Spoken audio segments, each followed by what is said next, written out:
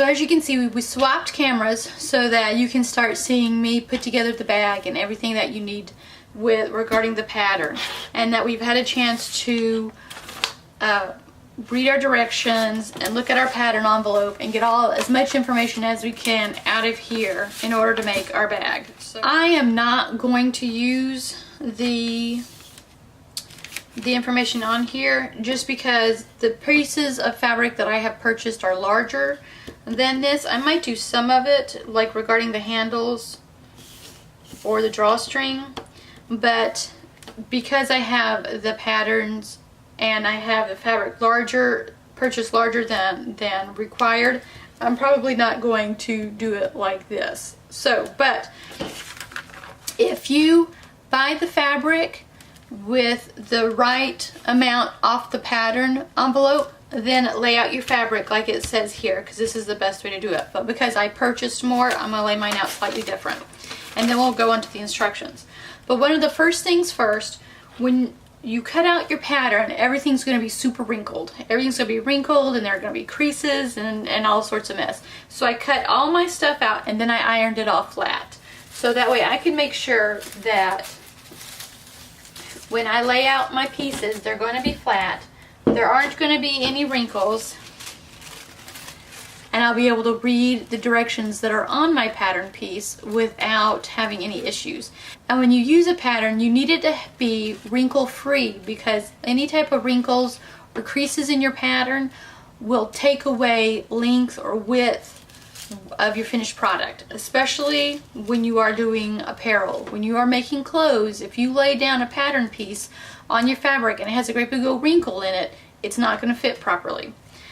Because we're doing the bag, you know, you need to make sure that your patterns are flat. So I iron mine flat. I just do regular heat, a cotton heat, which is high, I guess. I just don't leave my iron on for very long, and I just do a quick iron so that it's as wrinkle free as I can get it. It's not going to be completely wrinkle free. There's still going to be little creases in there, but it's as wrinkle free as I can get it, and that's good enough. So for this particular project, we have 7 pattern pieces. So this is 11. This is going to be the pocket center.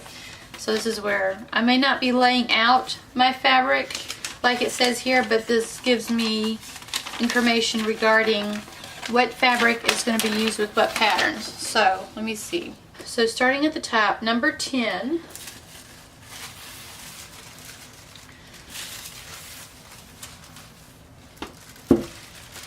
So this pattern piece right here is number 10. And this is going to be this is how big our bag is going to be.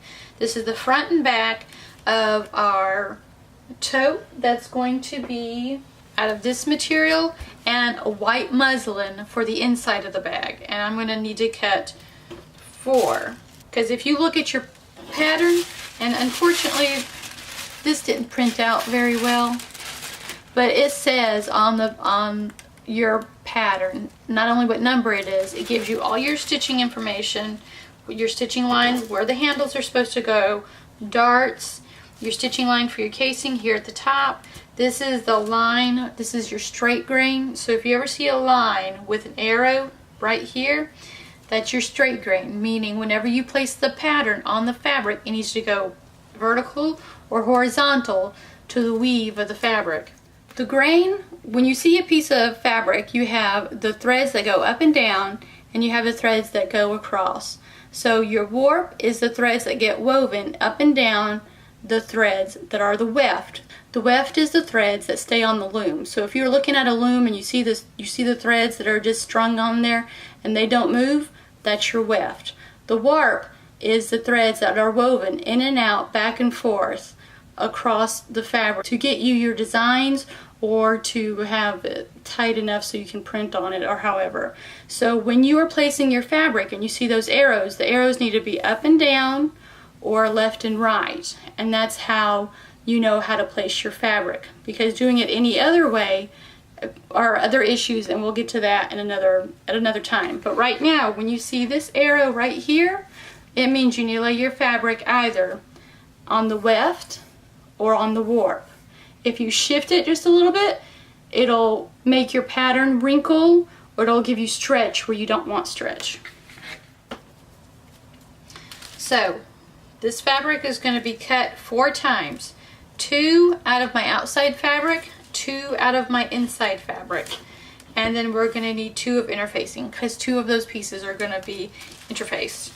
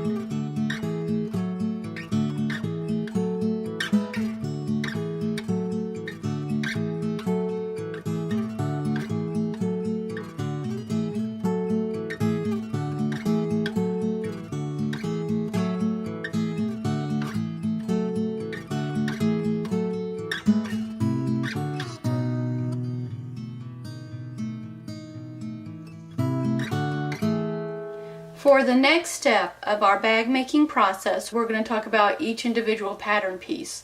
Now, here on your pattern piece, or this is pattern piece number 10, the pattern that I got didn't print out very good, but this is what it says right here. It says Simplicity 8037, so that's the pattern itself. This is piece number 10. It tells you, I don't know if you can see this, but this says front and back of C, and then it has it in a different language. Cut 2 of fabric, cut 2 of contrast fabric, cut 2 of interfacing, which I've already done. So I've cut 2 of the fabric that's going to be on the outside, which is the yellow. I cut 2 of the fabric that's going to be the inside, which is the white muslin, and I've cut 2 pieces of interfacing. And we'll get to what interfacing is in a little bit. Now each pattern piece has a specific set of directions and information that you need to know on the pattern piece. So for pattern piece number 10, once you have it cut out, you cut it out on the bold lines, and then it shows you the perforated line shows you your stitching lines, and it'll tell you stitching line. So that's your stitching line right here. So anytime you see a line like this that look like little ant tracks, those are going to be your stitching lines. Here in the corner is a circle.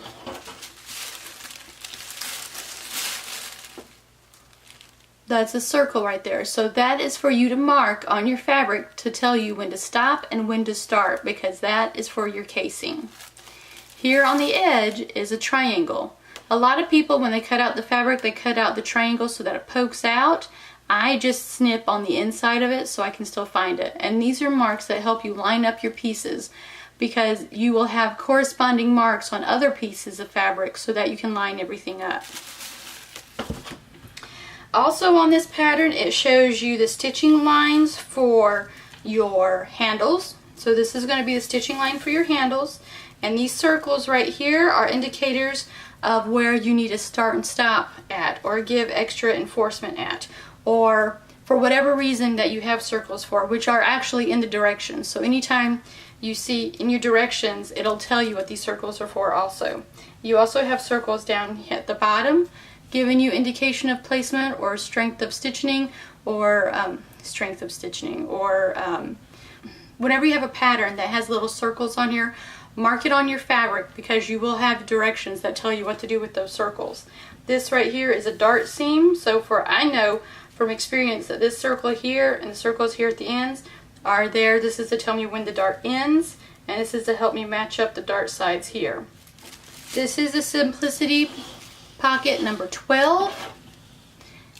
And this also, I don't know how well you can see it, but this still has the same grain line reference. That so it tells you how you need to lay your pattern out on the fabric. It also has circles for the darts. It has stitching lines.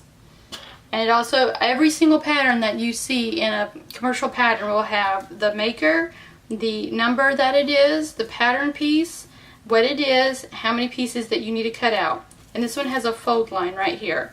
I'm not positive exactly what that's for just yet, but we'll find out as we progress and make the pattern. This is Simplicity piece number 11.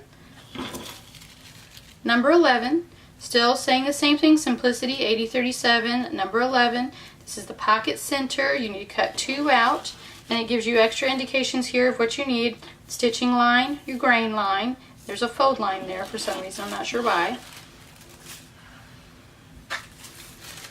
This is for the handles. This is our interfacing handle, so this is pattern number 14. And we had to cut 2 of our interfacing, and as we go on, I'll show you what interfacing is.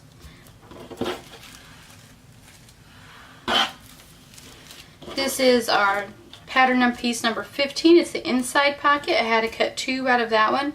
Also still with the grain line, and it gives you our stitching lines right here.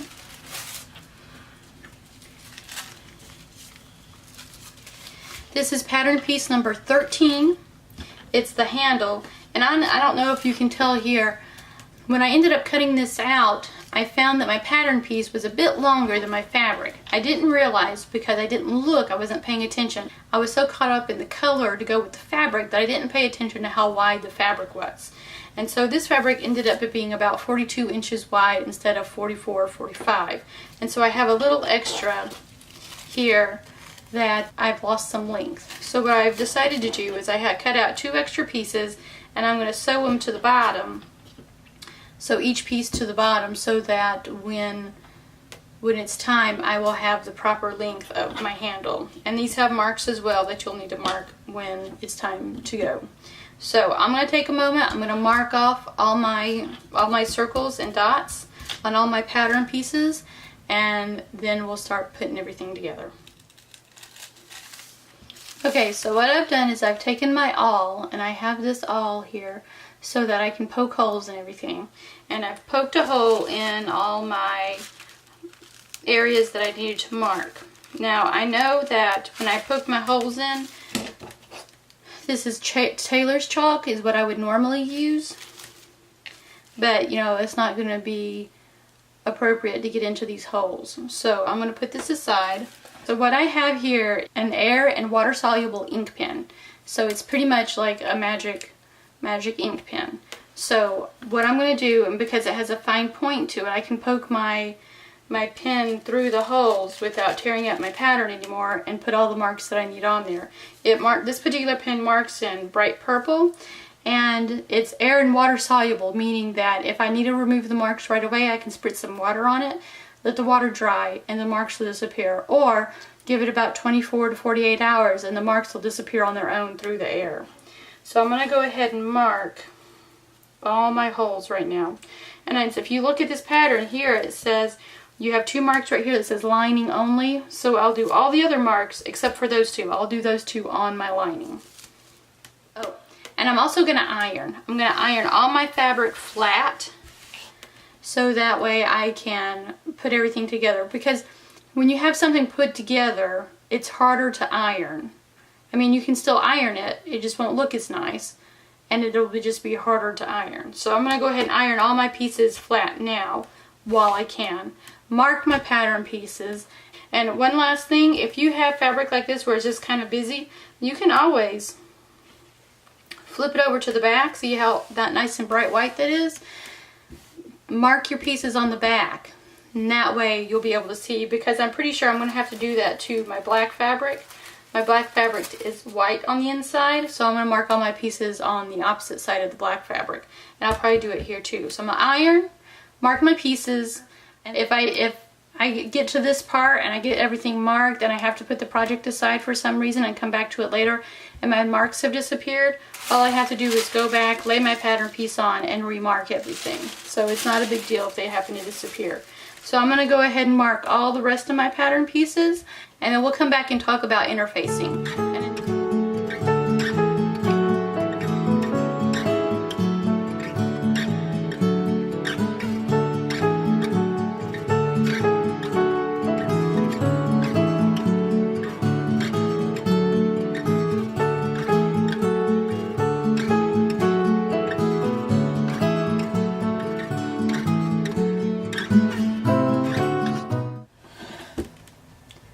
Okay, so I'm back. I have all my pattern pieces marked with my invisible ink marker so that I know exactly where all my starts and stops are, what points I need to match up, and anything else that needs to go on while we put our bag together.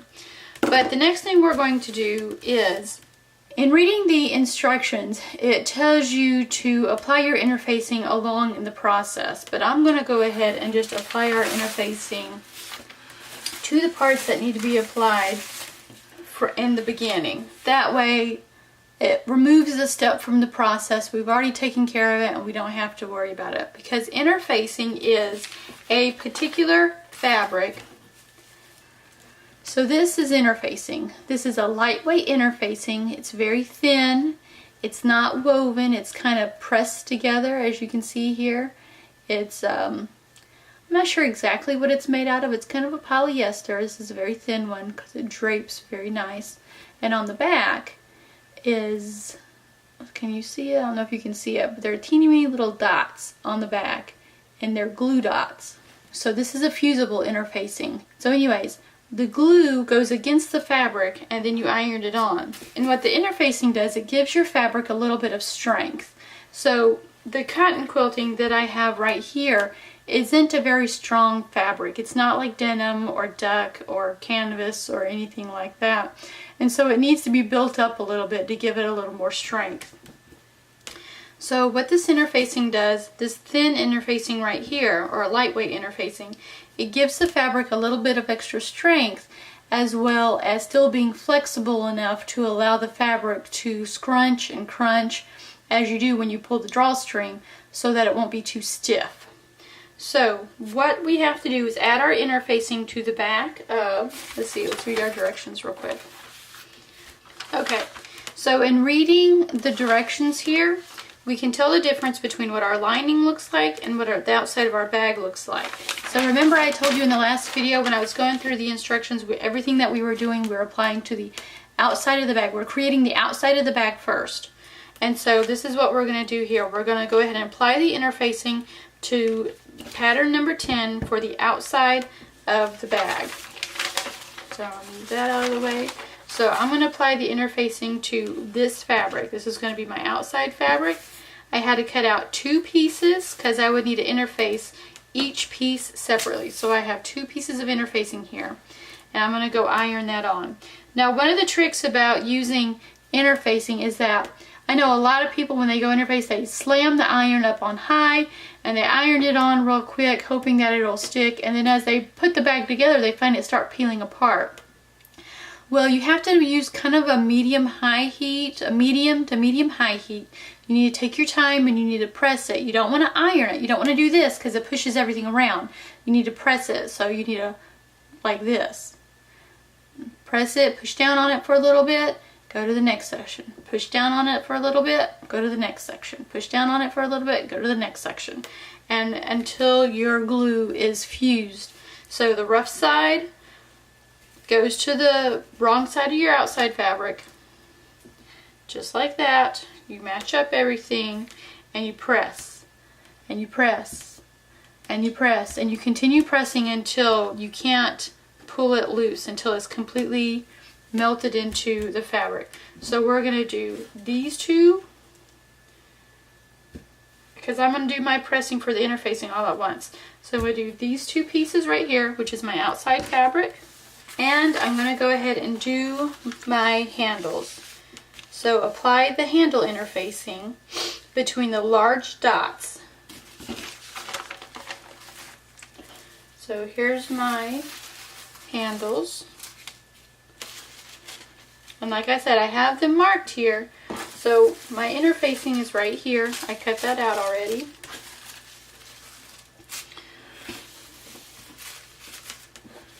So I have the dots marked.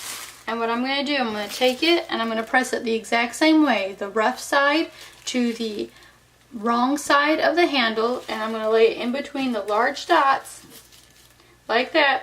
And I'm going to iron the interfacing onto this part of the handle, because this is the only part of the handle that has interfacing to give it strength, because this is the part that you're going to be toting around. So you need to give it strength to be able to handle whatever it is that you put in the bag. I'm going to go do that and then I'll come back.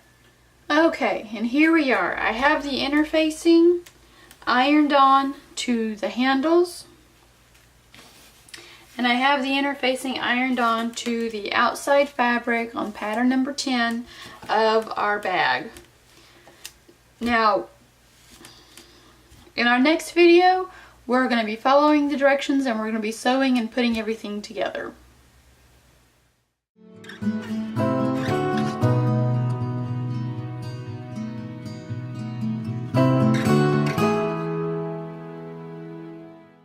Dum, dum, dum, dum, dum.